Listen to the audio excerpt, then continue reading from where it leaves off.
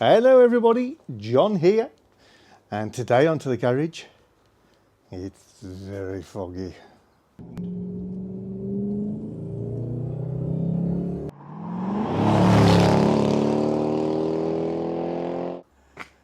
A little bit of news since last time.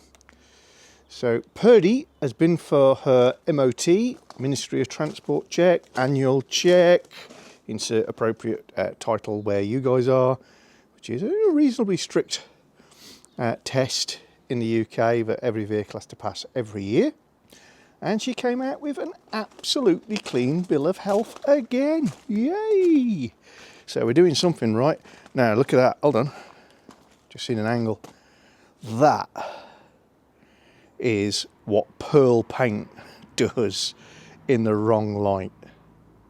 Aquamarine mica, 18 months because of that. Obviously his car's a bit wet, it's a bit of a dull day. The nose is not a different colour to the bonnet. Look,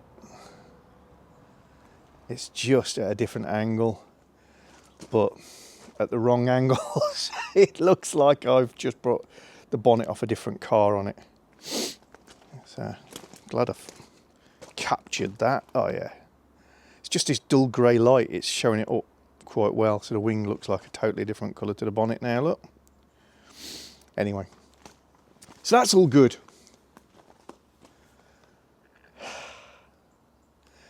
Today I haven't got a knee brace on, but it's still giving me jip. So I can't crawl around too much. But thought I'd bring you all up to the garage, because I need a bit of a rest from the worky work I was doing. Because, hey, we're into December. Crikey. Christmas and all that. Still just round the corner. Let's pop that over. Say bye to Oot. And hi to Gerard. So, Gerard Booth, 1998, XK8 called the Red Jag. Not very imaginative, Gerard. Going to deal with that. With Stanier Black 5 passing by near Goathland, North Yorkshire in the UK. So, beautiful shot. I actually know the spot where the car is sat in that picture. A lot of aircraft going over quite low, but invisibly today. Got several air bases close by, obviously on manoeuvres. Thank you to everybody who's watched the last couple of videos. Still all very excited and helping me out in regard to what is preventing Steele from continuing to run. Steele will start now pretty reliably, as long as I haven't previously started it in the last half hour or so. So that tells me it's a temperature related thing, which unfortunately doesn't rule too many things out. It doesn't even rule out our ECU, which may be functional until it gets warm. But it's quite cold over here in the UK at the moment. So the fact that it starts at all, and I've got the bonnet up, you know, the ECU is not getting that warm. Electronically, it will have warmed up. It's not my prime suspect at the moment. So looking at all the feedback that you guys have been giving, I've bought a couple of parts to experiment with. We're sticking with low cost, no cost options, but before we start really firing the parts cannon, I've got a fuel filter which I showed in a previous video. That's just to rule out a really obscure possibility, which is that the fuel filter is flowing beautifully, and it really is, but there's a plug of dirt in there that after a certain amount of running completely blocks it off momentarily. Because when this stalls, I can see the return pipe going back into my tank, well, bottle in the boot. And whilst I'm not there at the moment, it stalls, obviously. It continues to run if I turn the ignition back on like a tap, So there is a flow of fuel, but I've got a fuel filter because why wouldn't I? That is not something I'm going to do with my gimpy knee and get covered in fuel. Shouldn't be too bad a job because I haven't got the tank connected. I have got a coolant temperature sensor. Yay. So quite a few people have been commenting on experiences they've had where the temperature sender is working, but at certain temperatures it gives a probably open circuit or short circuit feed, which maybe makes the car think that it's massively overheated, or that it's lost all its fluid, or it just loses an electrical signal, and that causes it to do a controlled shutdown. And it is rather a controlled shutdown. This car isn't spluttering and struggling and then stops. It just turns off. So I'm not feeling it lightly because I've never experienced that, but a lot of you have.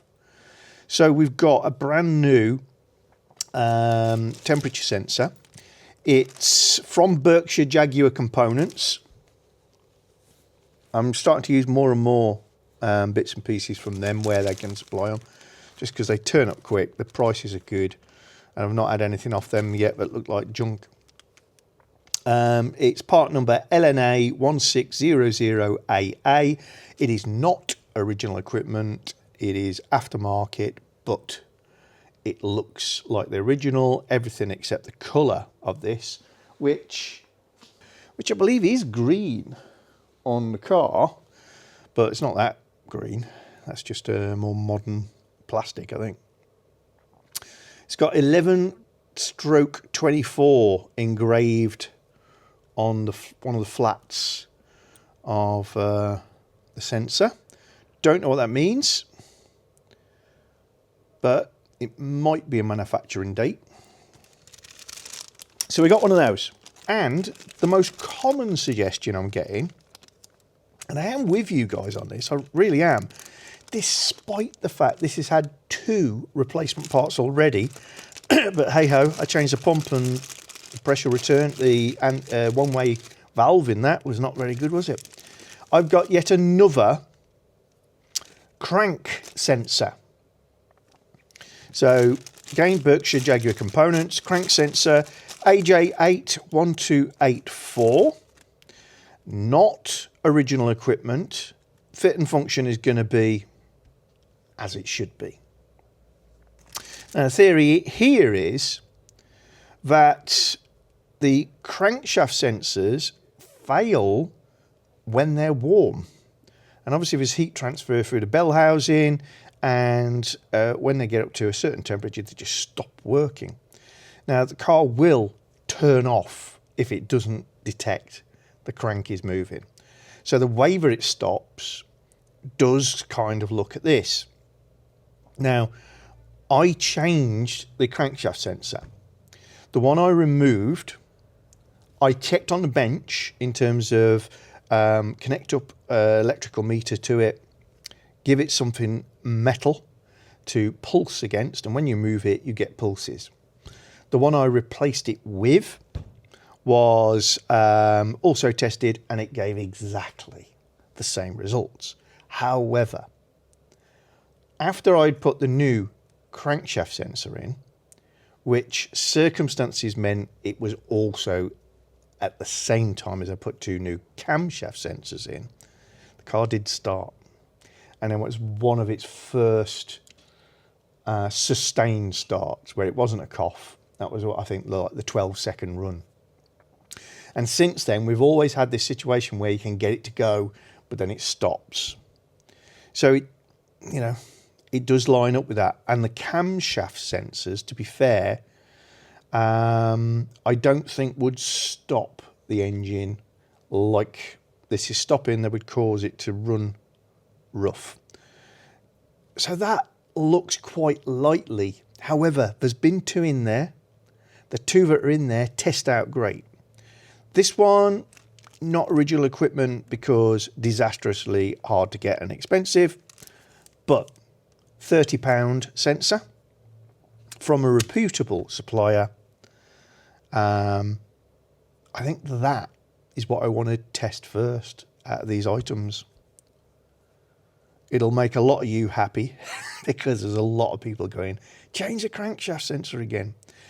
As I said, my knee is not good at the moment, so crawling around for any period is not going to be happening.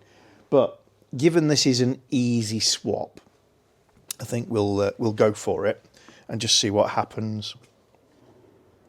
I have positioned the blocks under the car to enable me to lift it, and it has been off the ground just enough for me to check that it lifts correctly.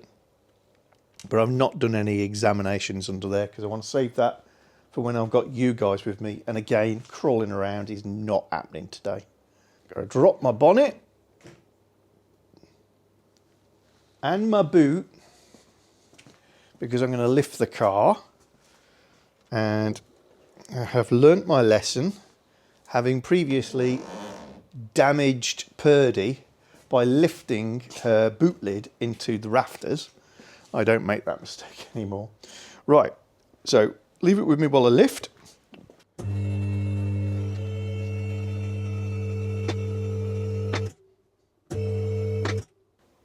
Let's get the crawling board out. Or creeper, as some people would say.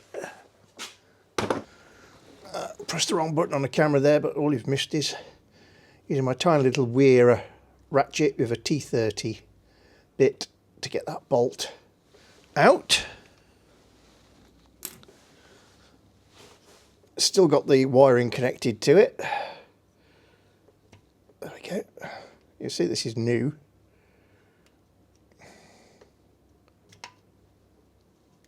Out it comes.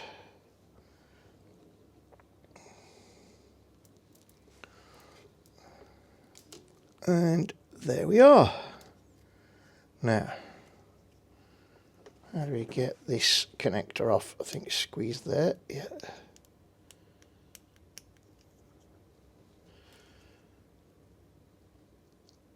Off it comes. Clean connectors. Clean terminals down there. Does got a little bit broken off the connector, but let's just check this. Yeah, it's nothing functional. There's a brand new one, which we're gonna connect up.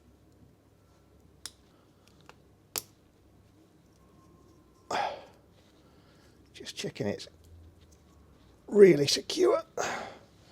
Yep. I'm gonna check the wire in. Let the strobing finish. There we go. Pop that back into its port.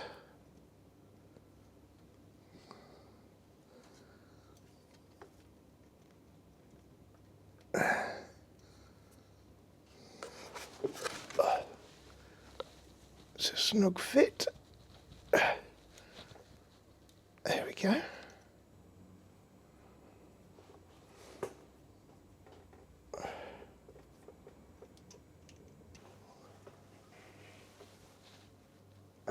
Still not got it in.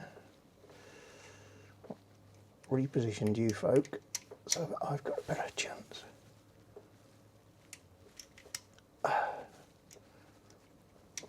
Cold hands is a good deal of it. While I'm under it, just going to look at the cable routing. To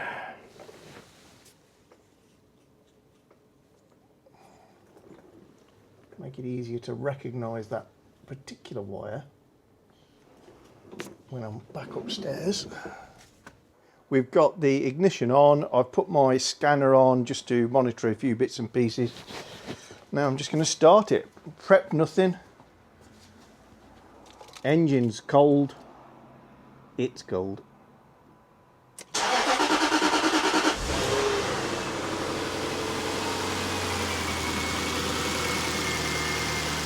Three bar.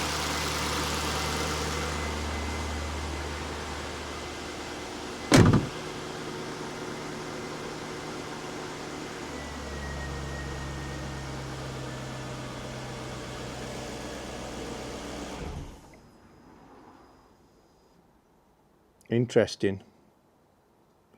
That's new. Fail safe. Engine stalled. Try the engine.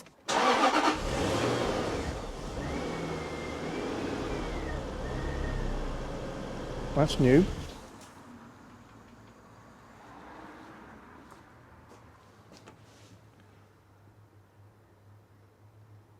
That is new. A rough running. Let me disconnect the MAF. Just heard the throttle move. Reconnect.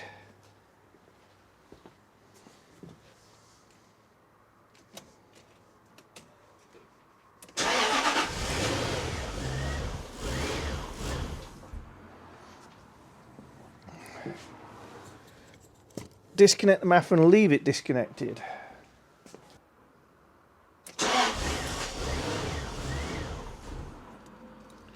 So these cars will start without a MAF sensor, so that is, you know, a given.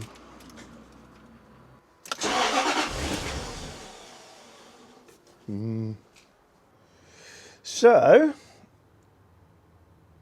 fuel pressure is great. We got 3 bar and it's more or less maintained. MAF sensor, disconnect, reconnect. Windscreen wipers were on. I wonder. Couldn't be that.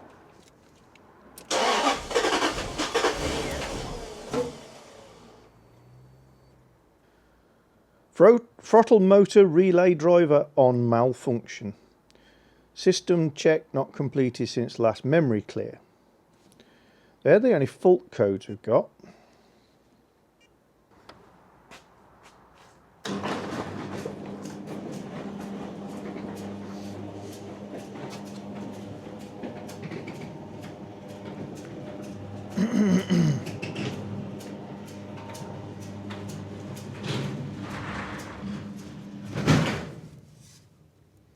That's the first time that it's run worse. You know, every time we've run it, we seem to have got a little closer to the solution, but not this time. That feels like a step backwards. And what we've changed is that sensor.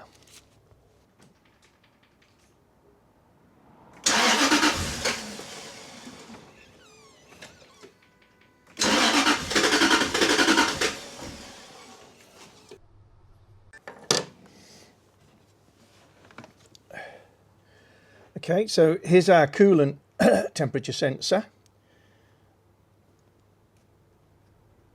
Getting that off.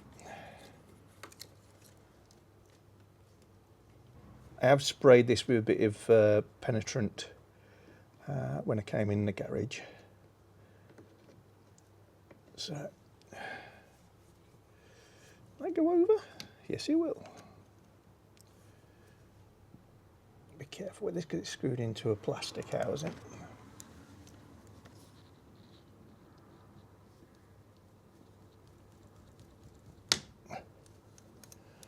Obviously this is going to leak. There'll be no pressure there because it ain't run long enough.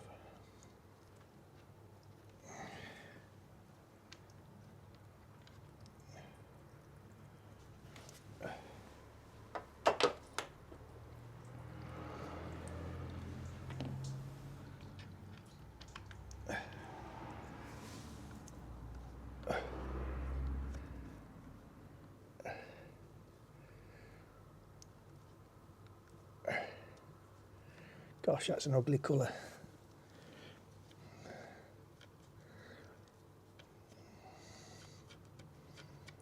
There is a sealing crush ring came with that that's on.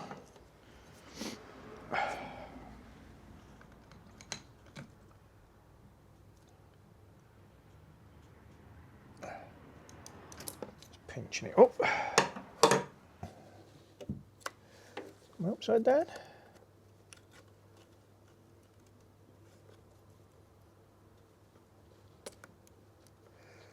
No.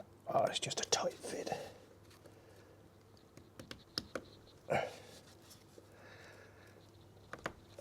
Ooh, tight isn't the word for it.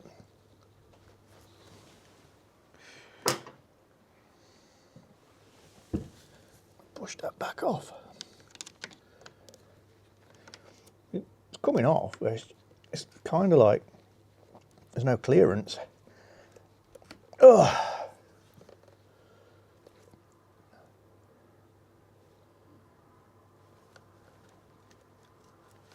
Let's have a look at the old one. It's the same design.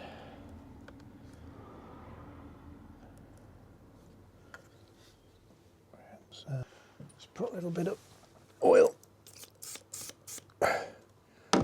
on the outer.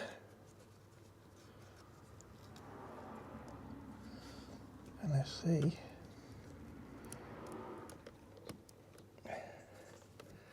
That goes on any better. Yeah.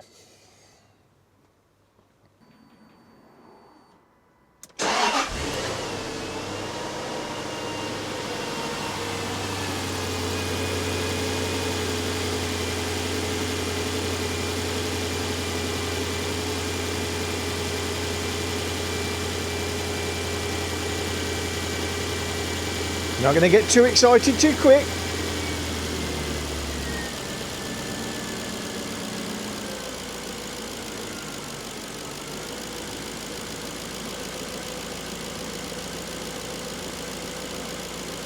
That came down off idle very fast, considering it's only run for a few seconds, suggesting that that sensor is different to this one, and the car's probably not calibrated itself to it.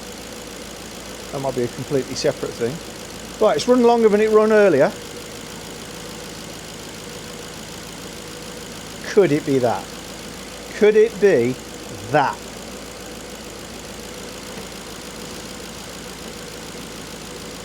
While the car is running, two quick experiments. Somebody asked, opening the door, turn the car off. Could it be the dodgy electrics?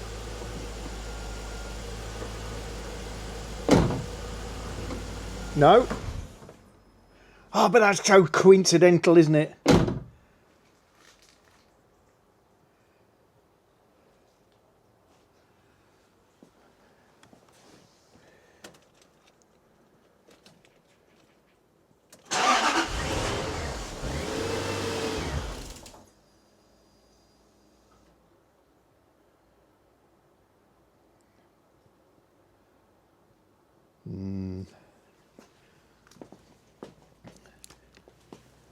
Interior lights aren't on. They come on straight away. So as soon as I open the door,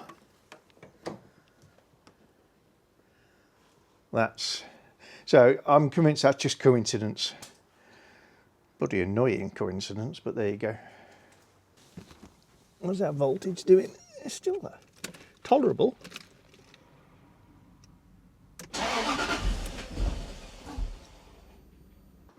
I'm going to do a hard reset.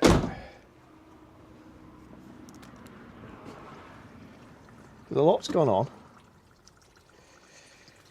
Let's just be sure.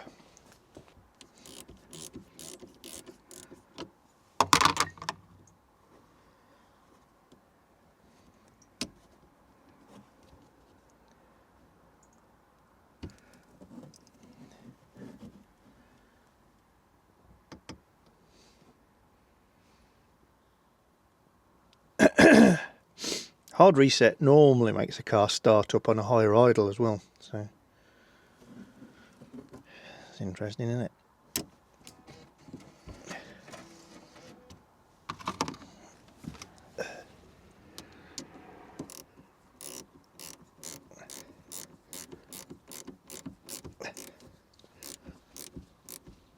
Ugh.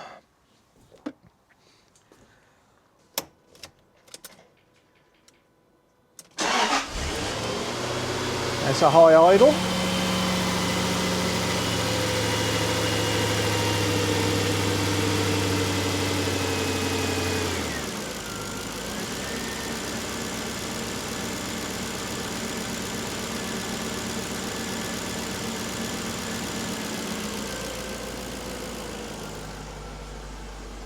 While it's running, door open and blip throttle.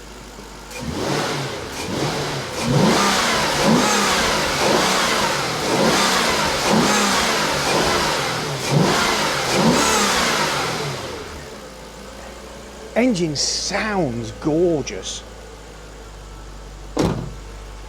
That's not just me fanboying the fact that it's a Jag, you know, it's smooth. My knee's hurting, it's cold, it's time to call it again. I know it's irritating for you guys, but try it at my end. And no, I am not doing this for theatrical reasons. No, I haven't got a special fuse for a pulled out that makes the car not start just to make videos. I'm not that sad. Anyway, we will get there. There's less and less things it can be. The throttle body theory links up nicely with the error message. Throttle body driver relay, something like that. But this car has had so many issues and so many compound issues, I'm not 100% trusting of the diagnostics messages. Plus, I think that might be more likely to be related to an ECU issue than it is the throttle body, because the throttle body twitches when the ignition key is put in.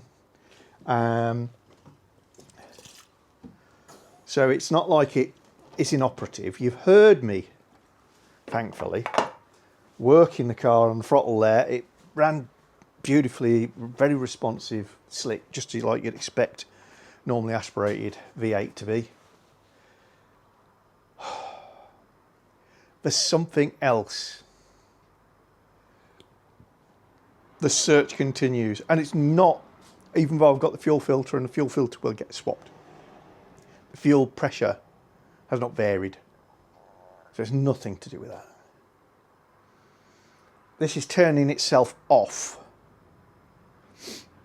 So we've got an electronic issue, in my opinion. Now I think we're down to that at least.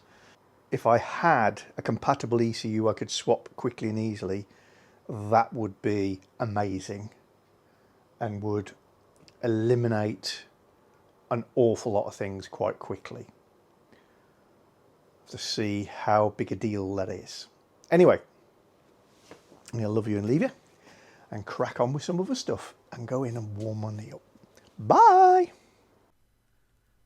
If you're interested in any of the gadgets, gizmos and tools that I use in my videos, then very often I'll put a link to relevant items in the description below the video, but you can also go to amazon.co.uk/shop/to the garage, and that will give you the To the Garage storefront. These are not things I'm selling, it's just a link to all of the Amazon based items that I've bought over the years which are relevant to the channel.